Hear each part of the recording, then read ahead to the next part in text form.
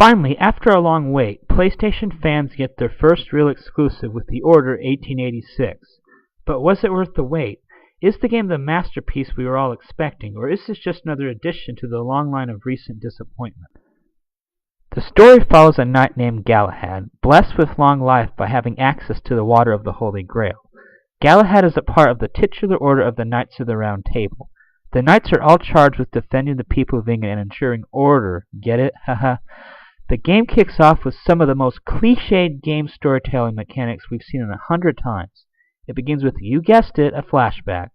It seems like every action-oriented game lately starts out this way for lack of better opening.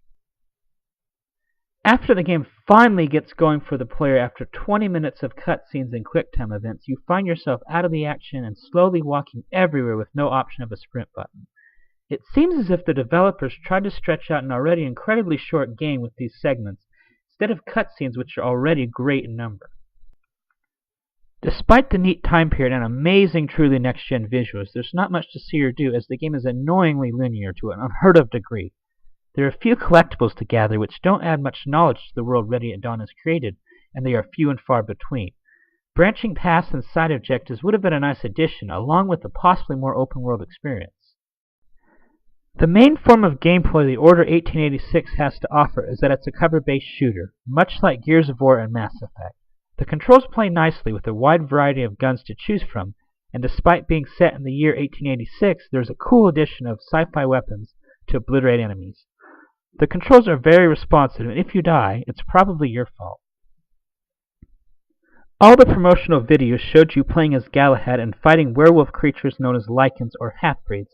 This sadly is not the case for a great portion of the 5 to 7 hour experience.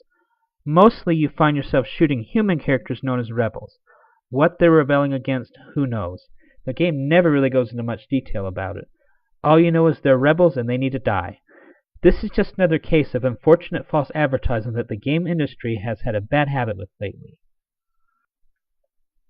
On one of the rare occasions that you do fight the Lycans, it is underwhelming to say the least. There are only a few at a time, and they die pretty easily, and they all path in the direction that they just came from, even after running off. Even more disappointing than that are your so-called boss fights with the Elder Lycans, which just boil down to unimaginative quick-time events on both fights. Yes, you heard that right, there's only 2 of them, and they play out exactly the same, beginning and end of the game. Quick-time events also litter the rest of the game as well, most likely to keep the player busy while watching the many cutscenes. At these times they can be helpful, but mostly they're just filler, just to have the player doing something while the moment of action plays out. Despite the uninspiring story and gameplay, the game certainly does look like it belongs on next-gen hardware. There are absolutely beautiful vistas and landscapes, and the seamless graphics transition from cutscenes back to gameplay work out nicely. You don't really notice a difference between the cutscenes and the actual game. It's that good, which is something games have been lacking as of late. The cinematic feel is a welcome addition, even with your melee attacks feeling natural and well animated. Voice work and motion capture is good for the most part, with a few over-the-top performances by some of the Order's side characters, but other than that, it's very well acted and emotional. Despite being a disappointment, the Order 1886 is still worth playing through once, because that's all you'll get out of it, as there is no replay value at all. But just wait for a price drop or rent it.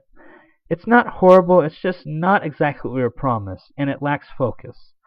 The whole game is just there to set up a sequel, which we know will happen, which hopefully will lead to a lengthier campaign, possibly some multiplayer, and a more focused narrative, because as of right now, the Order 1886 is just another AAA disappointment, so play with caution and fair warning.